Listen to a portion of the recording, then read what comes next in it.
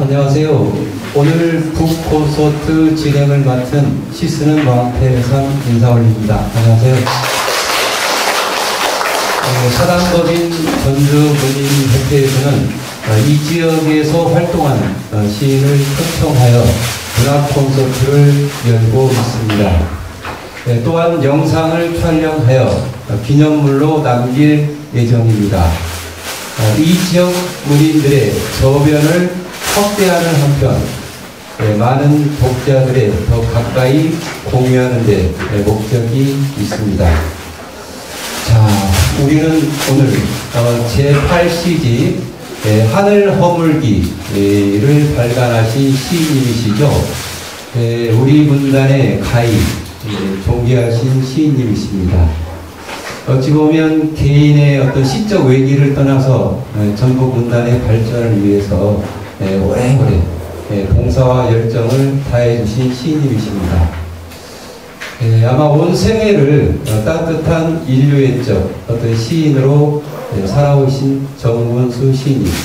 어찌 보면 감히 저는 대한민국의 시성이라 부르고 싶은데요. 오늘 정문수 시인님을 모셨습니다.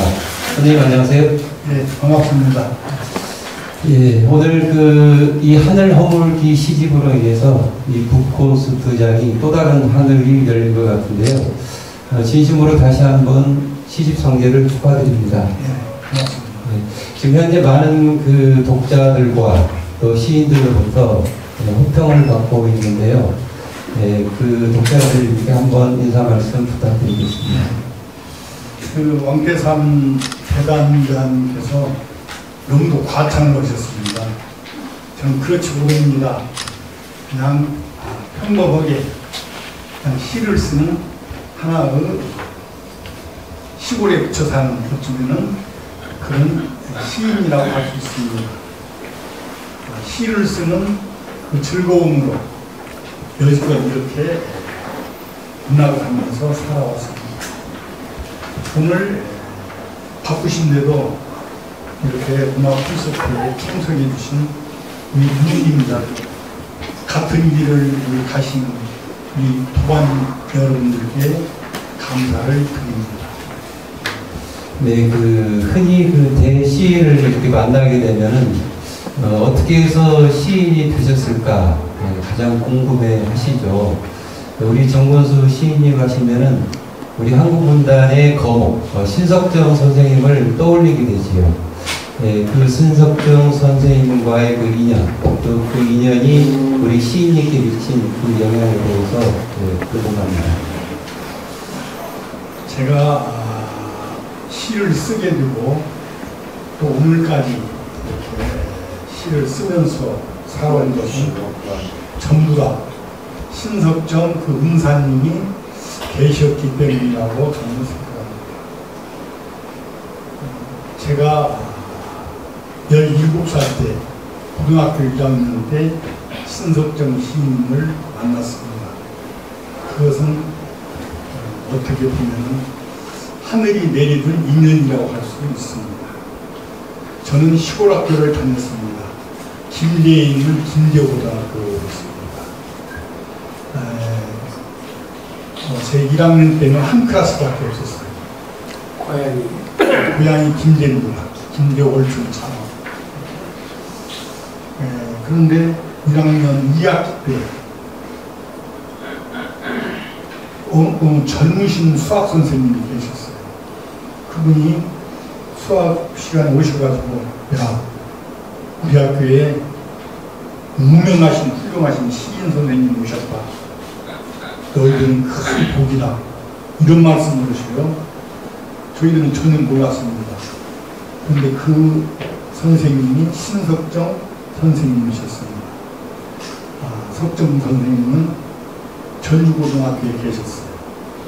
그러다가 교원 노동조합이라는 그런 단체가 있습니다. 그래서 선생님들을 앞장서서 선생님들 교권을 찾기 위해서 많은 일을 하셨습니다. 그러다가 잘못된 그 사회적인 통념에 의해서 그분이 좌천을 당했습니다. 좌천을 당했는데 꼭 제가 다니는 김제고등학교로 좌천을 당했다고 하셨어요.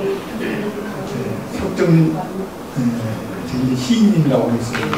석정 시인님께서는 힘드신 일이었지만 저한테는 큰 행운이었습니다. 이번에 선생님으로부터 시의 정의에 대해서 한번 제가 여쭤볼게요. 제가 아마 몇 년 전일 거예요. 아마 선생님으로부터 시를 배울 때 아마 그 버스 안에서 축풍전 고개를 넘어갔을 때였어요.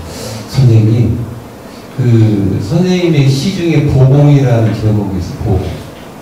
시신 속에 넣는 시신이 흔들리지 말라고. 그래서 선생님께서 여기는 보공이 무엇인지요? 제가 여쭤봤더니 생각이 나신가요? 네.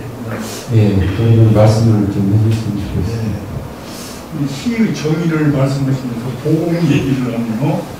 보공은 돌아가시면은 방에 시신을 넣고 시신이 이렇게 흔들리지 말라고 그 틈에 뭘 끼워 넣습니다. 끼워 넣는데 끼워 넣는 것이 시골이니까 전에는 입으시던 그 소못을 주로 그 갖다 보공으로 끼워 넣었어요. 그래서 그런 우리 왕태삼 시인님이 말씀하셔서 그것도 갑자기 생각이 안 나서 내가 쓰다만 쓰다가 무슨 시가 있어요. 완성되지 못하고 그 시가 얼마나 가였냐. 시집에도 못 올라오고 쓰다가 말고 그래서 그 쓰다만 시를 이제 그 보공으로 내가 거기다 넣겠다 그런 말이었는데 기억을 해가지고 그 질문을 합니다. 그래서 이제 그 보공이 참 중요하다. 그만큼 이제 시라 그것이 시지야 그러셨던 것 같아요. 그래서 이제 선생님께서 그 80 성상 살아오시면서 그 정의하는 시의 정의를 한 말씀 부탁드리겠습니다. 시의 정의를 여러 가지 많은 시인들이나 문학자나 통용가들이 이야기를 하고 있는데 천차만별입니다. 그만큼 시가 넓고 포괄적이고 깊기 때문에 주장하는 바가 다 다릅니다. 저는 그보다도 내 삶에 나를 가리키고 나를 반성하게 하고 때로는 내 길을 비추는 하나의 빛이라고 생각하고 시를 쓰고 그걸 정의라고 나 스스로 생각하고 있습니다. 네. 이번 시집 맨 앞에 시인의 말이 있죠. 제가 좀 이렇게 엿보니까 선생님의 그 시를 쓰기 전에 어떤 글 자세가 좀 엿보이는 것 같아요. 나와 있을 때 예. 했습니까? 아니요. 안 했어요? 플리트에서는 이슬의 마음이 되어야 시를 쓸 수 있다라는 그런 자세가 있는 것 같은데 시인의 말씀 한 번씩 좀 부탁드리겠습니다. 네. 제가 시인의 말을 썼는데 지금 제 기억으로는 이제 제 삶이 아홉칸이다 보면은 6칸은 먼지가 쌓이고 나는 3칸으로 시를 쓴다고 저기다 그렇게 썼어요. 그리고 저는 시를 쓸 때 스며들지 않으면 시를 쓰지 않는다고 그랬어요. 그래서 3칸으로 시를 쓰더라도 아침에 이슬이 풀잎에 내리면 풀들이 그 이슬을 받습니다. 그 이슬들이 풀잎 속으로 다 스며들듯이 시가 떠오르면 그 시상이 내 몸으로 스며들어야만이 내가 시를 쓴다. 스며들지 않는 것은 내가 먼지 쌓인 그 빈칸으로 갖다가 거기에다가 버린다. 아마 그렇게 거기에 쓴 것 같습니다. 그래서 스민다는 말을 제가 거기에 썼어요.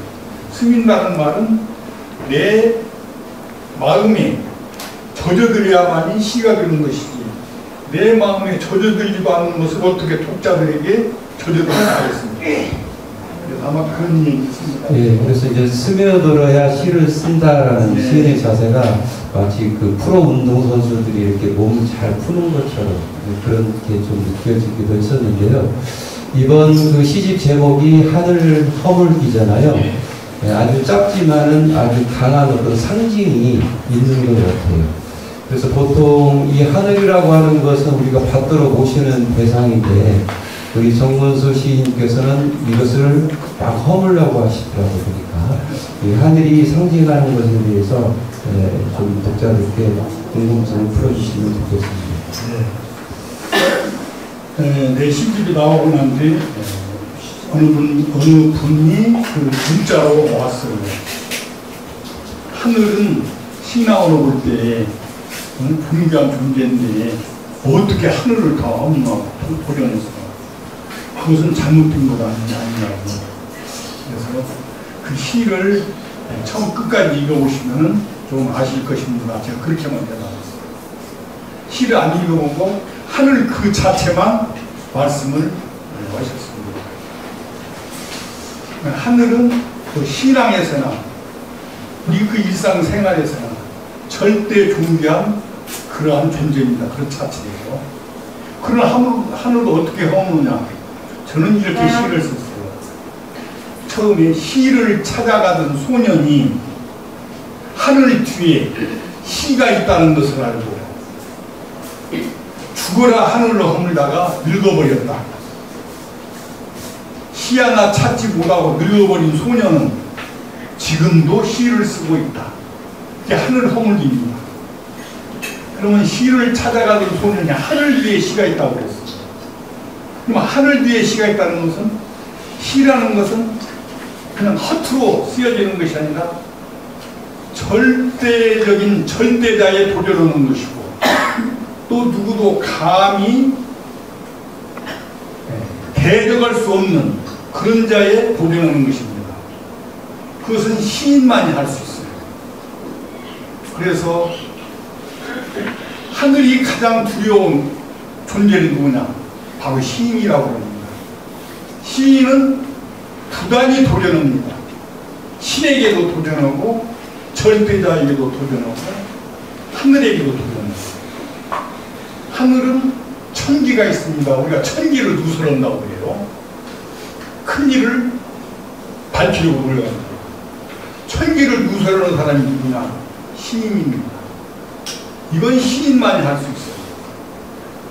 그래서 시가 가장 위대하고 존귀하고 또 문학 예술 중에서 가장 으뜸이라는 것이 으뜸으로 치는 것은 제가 그런 것이 아니라 예전부터 그랬습니다.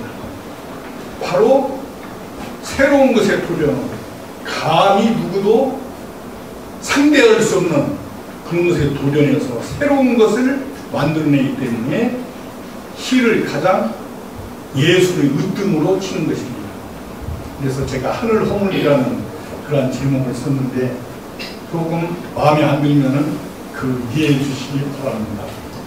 그 평생을 하늘을 허물다가 이렇게 늙어버린 소년이신데 예쁘게 보이신가요? 네. 마냥 소년. 이번에 시집에는 총 94편의 이제 시가 실려 있어요. 오늘 여러분들께 이제 유인물로 3편을 가지고 왔는데요.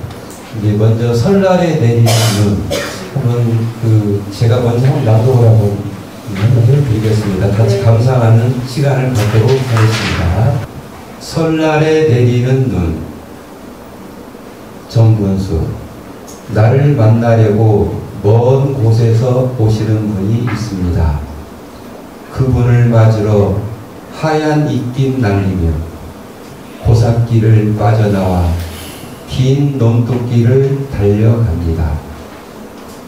설날 아침 제사상 차리기도 전에 먼저 찾아오시는 님이여 무명 두루마기 입고 마당으로 들어서는 님이여 은하를 건너 목화밭에 내리던 눈이여 설 전날 지느갓집 우물가에 내리던 눈이여 하늘 끝에서 오시는 님이여 나무들이 두 팔을 돌리고 서 있는 하늘 사이로 나도 축복처럼 두 팔을 벌리고 따라갑니다. 제사가 끝나면 토방까지 눈이 쌓였습니다. 세배 받고 가시는 할아버지 고무신 발자국이 눈을 따라 하늘로 이어졌습니다. 먼저 아주 낭독 잘하시네요. 감사합니다. 이렇게 설날 아침 그 눈을 이렇게 띄워놓으셨네 보니까 땅과 하늘을 이어주는 아마 조상님에 대한 어떤 음덕, 또 감사, 기대, 설레임, 또 한 가문의 어떤 그 유서 그런 정서가 좀 흐르는데요. 이 작품에 대해서 해석을 좀 부탁드리겠습니다. 설날 그 즈음에 내리는 눈을 우리는 서설이라고 합니다. 서설. 여기 상서로울 서자에다가 눈설자. 상서롭다. 서설. 그래서 설날 그 근처에 내리는 눈을 서설이라고 합니다. 그래서 설날에 내리는 눈, 저는 그 상상만 하더라도 가슴이 부풀어옵니다. 그래서 나는 먼 곳에서 오시는 분이라고 했어요. 그분을. 그 먼 곳에서 오시는 분은 바로 설날 아침에 제사상에 찾아오시는 할아버지라고 맨 끝에 그렇게 되어 있습니다. 그런데 그 할아버지를 여러 가지로 묘사를 했습니다. 여기 보면 어느 것을 보면 흔히 시적 표현을 보면 어느 형상화라고 그러죠. 꼭 한 가지만 아니라 먼 곳에서 오시는 분. 이렇게 먼저 그렇게 얘기했습니다. 먼 곳에서 오시는 분은 이게 눈입니다. 서술이에요. 나는 그분을 맞으려 제가 사는 곳은 들판이기 때문에 문득길을 달려갔습니다. 그런데 그분은 제사상 차리기도 전에 먼저 찾아오셔요. 또 무명 두루마기 입고 마당으로 들어서는 다 이게 눈을 형상화했지만은 찾아오시는 할아버지의 모습입니다. 또 이 할아버지는 상스러운 무언가 설날 아침에 그 후손들에게 가득한 그 기쁨과 즐거움과 행복을 줄 것 같은 그러한 조상이십니다. 그래서 나는 그분을 팔을 이렇게 마중을 나가고 팔을 벌려서 맞이합니다. 팔을 벌려서 맞이한다는 것은 하늘에서 내리는 그분을 팔을 벌리고 맞이하는 모습입니다. 그런데 다음 제3년에는 이렇게 또 형상화를 했어요. 은하를 건너 목화밭에 내리던 눈이야. 설날 전 기내갓집 우물가에 내리던 눈이야. 하늘 끝에서 오시는 눈이야. 이것은 시인의 무궁한 상상력입니다. 상상력이라 하더라도 그 눈과 할아버지와의 그 이미지가 서로 상통해야 됩니다. 유추적으로 서로 볼 때 이것이 뭔가 통하는 데가 있어요. 그래서 왜 목화밭이라고 했느냐? 거기에 은하를 건너라고 했어요. 은하를 여러분들은 무슨 색이라고 할 수 있겠습니까? 하얀색입니다. 하얀색으로 상상이 됩니다. 목화는 무슨 색입니까? 흰색이죠. 또 무명 두루마기를 입어요. 앞에서도. 또 눈입니다. 눈. 이 모든 것들이 미루어 추측할 때 엉뚱하지 않고 생뚱맞지 않고, 요즘 시를 보면 생뚱맞은 시가 많아요. 시어 자체가 어디에서 온지도 모르고 왜 그 시어를 여기에 썼는지도 모릅니다. 모든 시상과 어울려야 됩니다. 시 전체적인 내용과 융화가 돼야 돼요. 그런데 어디에서 오는 그 시어 갑자기 어느 시어를 갖다 걸려요. 아무리 봐도 몰라. 그래서 제가 물어봅니다. 왜 이런 시어를 갖다 씁니까? 그러면 쓰는 사람으로 몰라요. 그래서 어느 때는 그래요. 이 시의 주제가 무엇입니까? 주제를 보고 시를 씁니다. 시의 정서는 시를 살려줍니다. 시의 정서가 없으면 시멘트만 있는 건물입니다. 그래서 꼭 정서를 시에 넣도록 해야 됩니다. 그 정서를 넣기 위해서 제사가 끝나면 토방까지 눈이 쌓였습니다. 세배받고 가시는 할아버지 공무신 발자국이 제사 다 모셨습니다. 할아버지가 가십니다. 눈을 따라 하늘로 이어졌습니다. 눈길로 이어졌다고 하면 안 되겠죠. 하늘로 이어졌다고 해야 할아버지가 제사를 받고 자손들의 그 환송을 받으며 하늘로 가시는 모습입니다. 네, 여러분들 이해가 되셨죠? 네. 그 눈이라는 것이 무엇인가? 그 조상님의 할아버지를 넘어서 귀한 분, 귀한 분, 사람을 귀하게 영접해야 된다는 그런 자세도 있는 것 같고요. 또 시어와 시업의 어떤 유출, 어떤 유사성이랄지 시를 쓰는 방법에 대해서 들어봤습니다. 그럼 아카시꽃 한번 제가 빨리 읽어드릴게요. 아니 그거 그만해요. 두 번이나 앞에 계신 분이 아카시꽃 정군수. 문득 아카시꽃 피었다. 초록과 초록 사이 하얀 향기 눈부시다. 박토에 뿌리 박고 세상 알게 모르게 제 몸에 가시 키워 아카시꽃 피었다. 들녘과 들녘 사이 들꾼으로 살다 문득 시집 한 권 내고 들꽃들 박수 받으며 알게 모르게 들녘 황혼 따라간 시인. 초록과 초록 사이 아카시꽃 쓰러졌어도 큰 나무가 부럽지 않다. 아카시꽃 너만큼만 살아도 꽃밭으로 가고 싶지 않다. 들녘과 들녘 사이 제 몸에 흙빛 끼워 문득 시집 한 권 내고 풀뿌리 곁으로 갔다.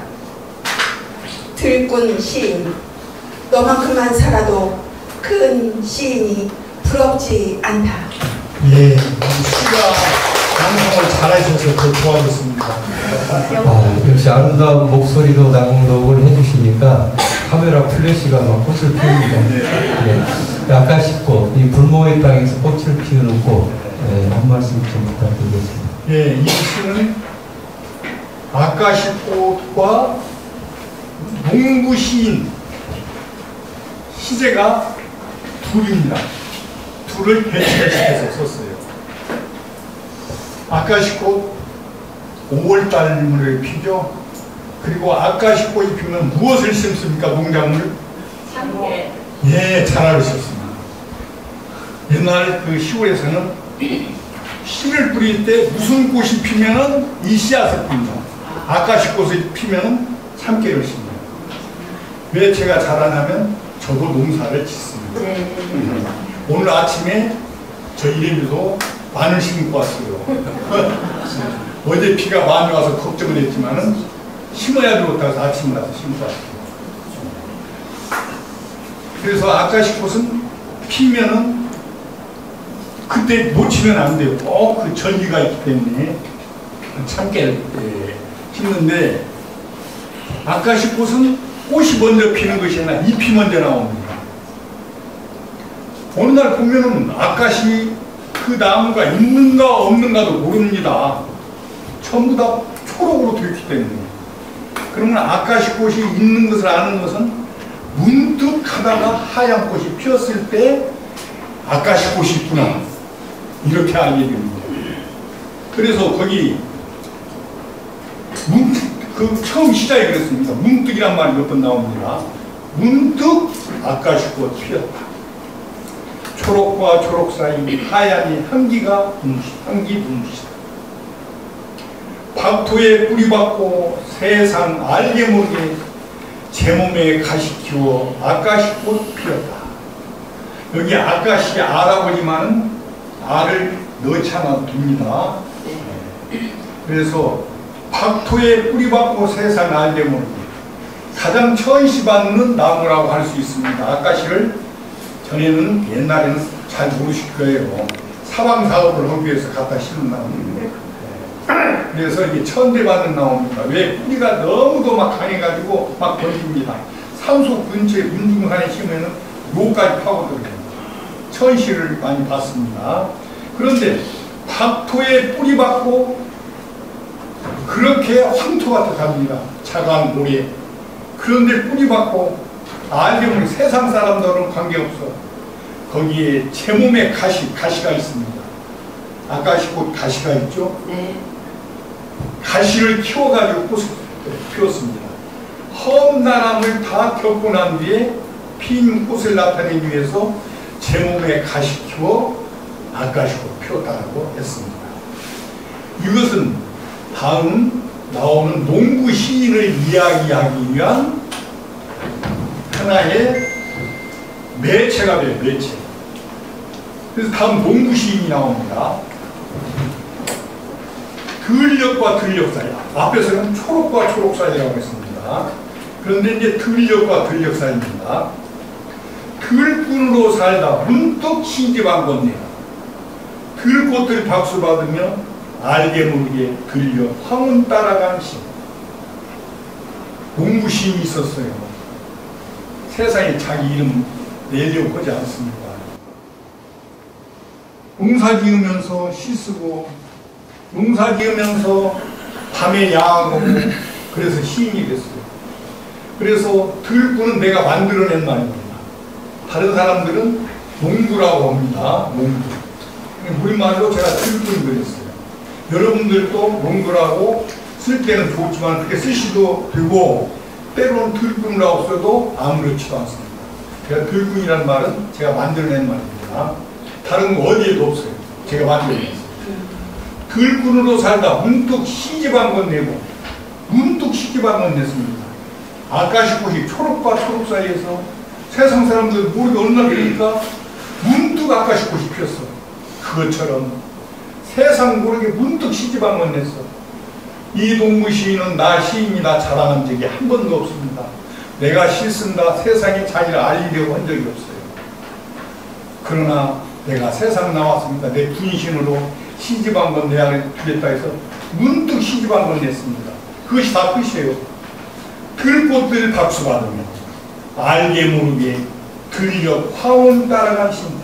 세상 사람들 알게 모르게 그냥 황혼 따라갔습니다. 그리고 다음 뭐라고 그랬느냐. 이제 마지막 거기 다음 장면을 봐요. 초록과 초록 사이 아까시고 쓰러졌어도 큰 나무가 부럽지 않다. 아까시고 다른 사람들이 천시받고 누가 알아주지도 않고 그러지만 문득 아까시꽃이 피어서 향기가 온 산을 넘어간다. 그렇기 때문에 큰 나무가 부럽지 않아요. 그래서 아까시꽃 너만큼만 살아도 꽃밭으로 가고 싶지 않다. 바로 이것이 시인이 바라는 것입니다. 이게 시인의 삶이에요. 시인은 위대해질 수가 없어요. 시인은 잘 살 수가 없습니다. 시인은 자기 만족으로 살아요. 네, 감사합니다. 시인이 살아가는 한 존재의 방식에 대해서 순박하지만 확고하고 어떤 향기로운 어떤 시인의 그 살아가는 그 모습에 대해서 우리가 해석을 받았습니다. 이제 마지막으로 이제 막차가 남았습니다. 막차 남았어요? 네, 막차는 좀 빨리 진행을 하겠습니다. 아니 막차라 마지막이군요. 네. 저기 막차 한번 그 제가 또 낭독을 하면 혼날 것 같아요. 예, 누구 좀 그러죠. 아름다운 목소리 한번 제가 누구한테 청할까요? 막차 중마고 죽어 서울 당방 장례식장에 가서 흰 국화 한 송이 올려놓고 삼촉불 켜고 영정을 바라보니 환하게 웃는 친구의 얼굴. 먼 길 찾아오느라 고생했으니 어서 술 한 잔 먹으라 한다. 에라 모르겠다. 술 먹지 말라는 의사의 말도 잊어버리고 따라놓은 큰 술잔 원샷하고 얼굴 모르는 친구 아들 잔 단숨에 꺾고 밖으로 나오니 아무도 없다. 어떻게 할까 망설이는데 향초불 냄새 아직 남아있는데 내 등을 떠미는 사람이 있다. 어서 집에 가라고. 고속버스 끊어지면 빨리 가라고. 뒤돌아보니 친구가 웃고 있다. 강남터미널에 가서 한잔하고 가야지. 친구가 배웅하는 터미널에서 막차로 가야지. 어둠에 묻혀 늦은 밤 친구와 마시던 전주의 단골 술집. 한밤중 불이 꺼지기 전에. 감사합니다. 이주연 회장님 목소리 어떻게 보면은 그 막걸리 통계가 나와가지고 이렇게 낭독을 하시는 구수한 목소리 같지 않습니까? 네, 감사합니다. 이제 술 이야기가 나오는데요. 이제 중마고의 이제 죽음을 통해서 그래서 인간은 살아가면서 이런 느낌을 저는 좀 가져요. 어떤 이별의 상황에서 두 가지 존재가 많이 생각이 나거든요. 때로는 첫째는 조광지처 아내에 대한 그런 이야기일 수도 있고, 두 번째는 가난할 때 사귀던 친구의 이야기. 네, 그런 것들이 인간이 살아가면서 이제 새록새록 나오는 그런 주제인 것 같은데요. 선생님이 여기 보니까 1차, 2차, 3차 굉장히 술에 많이 취하신 것 같아요. 아마 그 슬픔의 강도를 표현하시는 것 같은데, 우리 선생님 막차에 대한 시적 해석을 좀 부탁드리겠습니다. 예, 저와 같은 이러한 슬픔을, 친구를 여인, 그런 슬픔을 맞이하는 여인들 많이 계실 것입니다. 그래서 중마고만 오래 떨어져 살았고요. 그러지만은 죽었다는 소식을 듣고 찾아갑니다. 여기 시에 나오면 그래요. 서울로는 변방입니다. 알지도 못해요. 물어물어 찾아가는 거예요. 장례식장 들어갔더니 아는 사람이 아무도 없어요. 제가 중마고 아들을 알겠습니까? 상주도 모르잖아요. 그래서 서울 변방 축하 하나 올려놓고 다 왔다 봤더니 웃어 나를 웃고 있는 거예요. 그래서 친구지만은 어떻게 하면 두 번 쳐라고. 제가 술을 전에 많이 먹었습니다. 술 좋아했어요. 아마 아시는 분들도 계실지 모르지만은 지금은 술을 끊었습니다. 건강이 안 좋아서. 나이 먹으면 끊을 수밖에 없어요. 그 친구가 고민하고 고생했으니 술 한잔 먹으라고 전해요. 의사가 술 먹지 말라고 했는데 이건 어떤 시에서 어떤 현실을 시적으로 표현하기 위해서 노력하는 그런 흔적이 있습니다. 왜냐하면 아무리 서사적인 시라 하더라도 시는, 현대시는 내재율 안에 어떠한 가락이, 은은이 있습니다. 이 시도 읽어보면 서사적이지만은 읽어보면 어떤 가락이 이렇게 나타나 있습니다. 그래서 요즘 서사적인 시를 이렇게 읽어보면 내재율이 없어요. 그건 시가 아닙니다. 그냥 수필을 막 끊어놓은 거예요. 그래서 내재율을 꼭 생각하시고 서사적인 시, 서사적 시를 쓰시기 바랍니다. 이 시에는 그런 내재율이 있습니다. 내 시 중에 친구여라는 시가 있어요. 제가 제 시를 잘 모르지만 처음 이렇게 시작합니다. 친구여, 술은 반잔만 따르게. 우리들은 할 얘기가 아직도 많이 남아있지 않느냐. 남아있는 그 반잔을 따라가면서 조금씩 좀 쉬어가면서 우리 지순한 사람이 들것 같은 얘기로 취하기 전에 조금씩 우리 이야기하자. 친구여, 갑자기 술을 많이 따르지 말고 반잔씩 나눠 마시자. 그런 시가 있습니다. 그래서 그 시를 생각하면서 전주 그 친구와 술을 하던 그 단골집에서 술을 마시고 왔다는 얘기입니다. 네,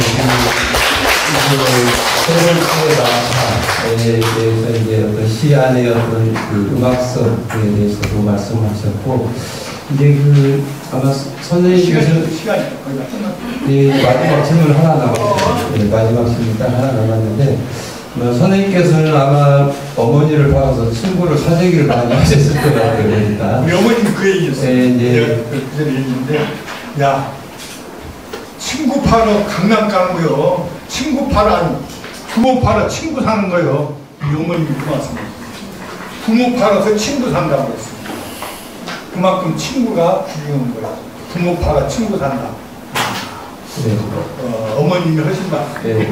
그래서 아마 지금 이제 약주는 이제 끊으셨겠지만 아마 또 그런 또 친구의 또 이별의 상황이 오면은 그때 또 에라를 모르겠다고 또 어떻게 드실 수는 있겠죠. 아, 있죠. 네. 그래서 자 이번에는 이제 마지막 질문입니다. 그 이제 후배 문인님들께 한 말씀을 제가 청하겠는데요. 보통 이제 시를 쓰면서 어떤 자기의 어떤 밤새 날을 새가면서 자기 골수를 쥐어짜면서 시를 쓰는 저도 마찬가지지만 그런 문인들, 시인들이 대다수가 그러잖아요. 그래서 그 시를 쓰면서 힘들어하시는 그런 우리 시인님들께 용기와 또 당부 말씀을 좀 부탁드립니다. 제가 감히 어떻게 우리 후배 문인들에게 그런 이야기를 하기는 건 송구스러운 일이고 제 자신으로 돌아가서 이야기를 드리겠습니다. 문학의 한 장르가 시기 때문에 문학을 하는 분들은 나 자신을 위해서 내 삶의 성찰을 위해서 이렇게 쓴다고 쓰시면은 힘들지 않고 유롭지 않고 고요하지 않고 문학이라는 것은 고독한 겁니다. 때로는 힘들고 슬퍼요. 그럴 때 나를 달래기 위해서는 나를 반성으로 내 삶을 내가 비추기 위해서 내가 쓴다. 그런 마음으로 쓰시면은 그 괴로움이 덜어질 것 같습니다. 제가 그 말밖에 더 드릴 말씀이 없습니다. 네, 이제 그 마무리 시간을 갖겠습니다. 오늘 그 정본수 시인님의 한 말씀이 우리들 가슴에 좀 풀리기술이 되고 또 유장한 강물이 좀 흐를 것 같아요. 네, 오늘 여러분들 좀 행복하셨어요? 네. 오늘 그 여기 오신 우리 그 작가님들께 인사 말씀 마지막 부탁합니다. 아이고, 참 고맙습니다. 부끄러워 들어오는데 유명하지도 않고 또 그런 말을 이렇게 들어주기 위해서 오셔서 고맙습니다. 지루한 시간 들어주셔서 감사합니다. 고맙습니다.